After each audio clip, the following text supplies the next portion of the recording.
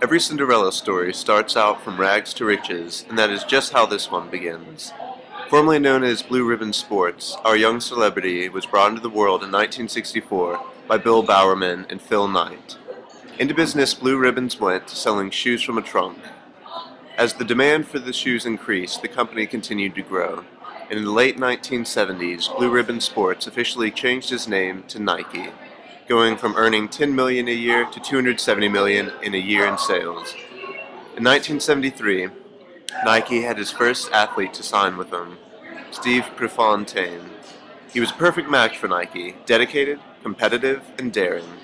Unfortunately, Pre was killed in a car crash in 1975 before he could see what Nike would become. Before signing with Nike, he was very anti-establishment, railed against big companies. For Pre to see Nike today, he would see what his friend had Nike transformed into, a corporate giant. It is here where our journey begins. Throughout Nike's life, everyone has seen what Nike wants them to see: powerful, fashionable, and innovative. Nike has been able to change the mindset about exercising and the way Americans view fitness, having been a role model to all the varieties of people. However, Nike is not everything that meets the eye. The rest of our broadcast, we plan to show you what to do when you know about young Nike, his secret life full of scandals, deceit, and greed. This is True Hollywood Stories. From a very young age, Nike has always been social, found just about anywhere. He's in sport magazines, television commercials, even on billboards all over. With Nike being around for numerous decades now, he should have enough confidence in his product to back it up instead of spending so much on advertising. Daddy Knight was against advertising to spend as little as possible and focus more on promotion, averaging roughly 100,000 versus 310,000, and that was just back in 1976. Athlete endorsements became a big deal, largely appealing to the youth's sense of power and cultural acceptance. By the mid-80s, Nike was able to create his own celebrities from his athlete friends with the productions of their own shoe line, like Michael Jordan's Air Jordans. To own a pair of these celebrity-endorsed shoes was almost like instant popularity for some kids. Statistics showed that in America alone, one half of the population under 25 made up Nike sales, and 70% of boys ranging from the ages 13 to 18 spend their allowances on a precious pair of Nikes. Can they be blamed? When Nike does such a good job of making them want to be like Mike? Throughout the years, Nike has gained many more athlete endorsements, and with them, Nike has been able to expand their production to include much more than just running shoes. Golf, tennis, volleyball, and lacrosse are just some to name a few. With today's youth seeing the advertisements Nike has put out, they develop a sense of admiration and begin to look at these athletes as their role models. How does Nike handle situations when the athletes made mistakes? Where to start? There was Charles Barkley, who was arrested for a DUI. Michael Jordan was allegedly accused of cheating on his wife. Ben Roethlisberger for harassment. Michael Vick was arrested for dogfighting. And the biggest scandal was the Tiger Woods scandal, where he had at least 9 mistresses, according to ABC News. When it comes to friends, Nike needs help staying in good company. But it is the way that Nike took this all in stride and reacted that is interesting. In Charles Barkley's case, Nike helped his friend out by creating a commercial that addressed the issue of his misbehavior, and Barkley states it, "I'm not a role model." Nike went above and beyond when it came to sticking by his good friend Tiger Woods, clearly seen in the statement given concerning recent events. Tiger has been part of Nike for more than a decade. He is the best golfer in the world and one of the greatest athletes of his era. We look forward to his return to golf. He and his family have Nike's full support. Of course, anyone would if they were endorsing the biggest paid athlete in the business, bringing in $110 million. Nike has always been daring, but he pushed the envelope when he created a commercial for Tiger Woods featuring Tiger's later father for the narration, questioning Tiger's motives. The commercial aired the night before the Masters that Tiger was due to play at.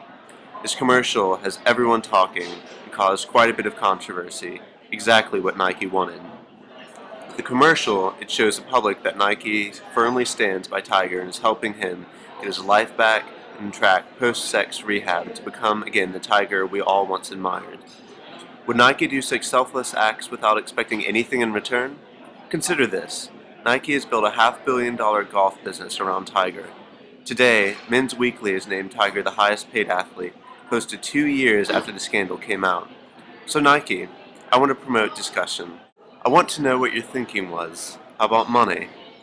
Unfortunately, the only way to get the boot from Nike was Michael Vick when he was arrested for dogfighting. Did Nike stand by this man? Not at all.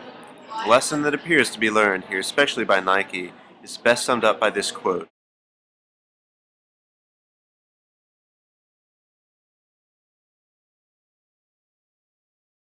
Up until now, we have discussed Nike's influence on young Americans and the bad boy athlete's behavior. But together, they make a toxic combination, similar to the Be Like Mike slogan. Does this mean that Nike is saying that when America's youth choose to be like Tiger by wearing his shoes, they're capable of making the distinction between his sports activities and his character? What Nike has failed to realize is that he's just as much of a role model as Tiger and Michael are. Choosing to stand by your friends is honorable, but Nike's intentions are every bit the opposite. The main problem is the fact that Nike continues to choose to support them, regardless if it means ignoring the code of ethics that his friends broke. This isn't the first time that Nike has encountered scandals. Back in 1996, Nike had a serious issue to arise. Life magazine published an expose on Nike's sweatshops, including a picture of a 12-year-old Pakistan boy sewing Nike's soccer balls for just mere cents a day for his labor. The article was head-on because in a matter of weeks, people from all over the United States and Canada outside of Nike outlets displaying the pictures of the very same Pakistani boy. For quite a while, Nike and the other officials denied any such behaviors. Since then, Nike appears to have tried to change his ways for the better by creating a new code of conduct, in addition to having an inspection staff to examine Nike's hundreds of factories, who grade the factories on labor standards and work with managers to improve problems. These efforts towards reforming his factories occurred in 2004. How is Nike doing in the present? Nike has not learned his lesson. In 2010, he was again accused for unfair labor practice. But this time, it was in Honduras. Two women, Gina Cano and Laui Uriquia, came to Oregon, just 2 miles away from Nike's headquarters in behalf. Due to high production quotas, workers would complete lots of unpaid overtime work. However, Cano states that despite the fact that Nike's code of conduct are hung on the wall, they remain purely decorative. How many times will it take for Nike to learn his lesson? How many lives does he have to ruin before he has had enough? There is a beginning to this pattern. From rags to riches, we have seen Nike change name, change the whole world of fitness, but most importantly, change his stance on important matters. Nike has seemed to lose track of his humble origins when he was selling shoes out of the trunk of his car. Today, Nike is using child labor, underpaying workers, and supporting a sex-crazed narcissist. Indeed, if Steve Prefontaine could see him today, he would be quite disappointed, as should we all. So Nike, American just has one question for you. Why would you go through all the trouble just for money? All of us here at True Hollywood Stories have done our job to once again bring you to the true story. As our segment draws to an end, we ask of you one thing. The next time you are drawn to the infamous swoosh, consider what you are supporting and standing for as an individual if you buy from Nike.